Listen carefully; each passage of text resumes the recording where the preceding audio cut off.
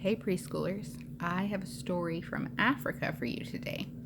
And this story is called The Snake That Could Not Bite. I'm going to show you the picture. All right.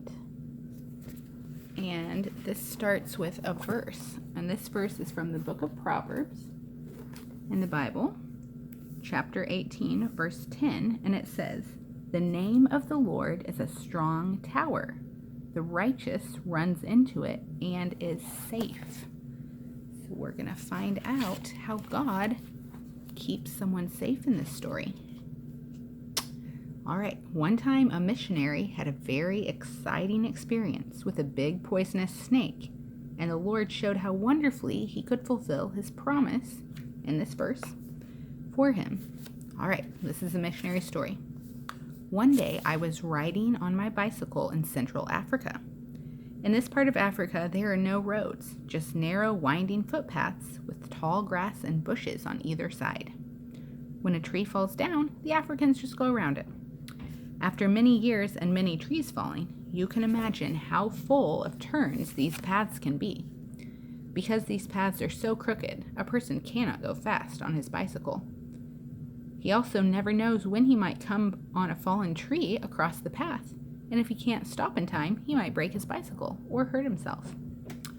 Well, one day I was riding along slowly, looking for villages where the people had never heard of Jesus, in order to tell them how the Lord Jesus Christ, God's Son, died to save them from their sins. Coming suddenly to a path that was 3 or 4 feet wide and unusually straight, I thought, now I can go faster. What a great path this is. Speeding along, I suddenly saw before me a huge snake. He was stretched right across my path. I was going too fast to stop.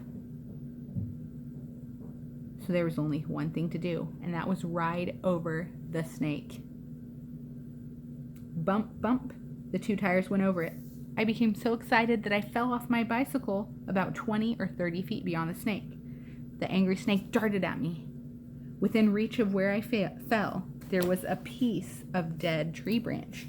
I grabbed the branch and struck at the snake, but I missed it. Oh no. I wondered why the Lord would let me miss the snake when I was in so much danger. The snake immediately caught the stick, and I could hear it crunching in its mouth. It was now only 3 or 4 feet from me. The crunching stopped, and it raised its head about 3 feet in the air and started to sway to strike me. I expected at any moment to be in terrible agony of death. The seconds seemed like minutes while I waited, helpless upon my knees before it. There was only one thing that I could do, and that was to cry to the Lord for help. The snake lay coiled, swaying to strike, but still hesitating to do so. All at once, I noticed that there was something strange about the snake's mouth, which was wide open. Oh, what happened? To my great surprise, I saw that there was a piece of wood stuck in the jaw of the snake, so that it could not close its mouth. I had tried my best to hit the snake with the piece of branch, but the Lord allowed me to miss it for a much better purpose of his own. If I had hit the snake, I might have made it even more angry. But God used my miss to allow the snake to bite the wood, and he permitted a piece of the wood to catch in its jaw, making the snake powerless to bite me. When I saw this, I quickly scrambled to my feet and found another stronger branch. With a few hard blows, the snake was soon killed. How wonderfully the Lord heard my prayer and protected me from death that day. Truly, the name of the Lord is a strong tower. The righteous runs into it and is safe. That day, I did not run into it. I guess I fell into it, but I was safe just the same. God always keeps his word, and we can safely trust in him.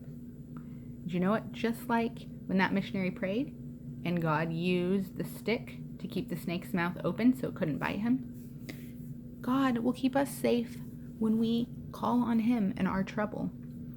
Do you know what? He loves us, he cares for us, and he wants the best for us. And so, if you ask God for help, he will give it to you. It might not be the way you think, but you can be sure that God will hear and listen.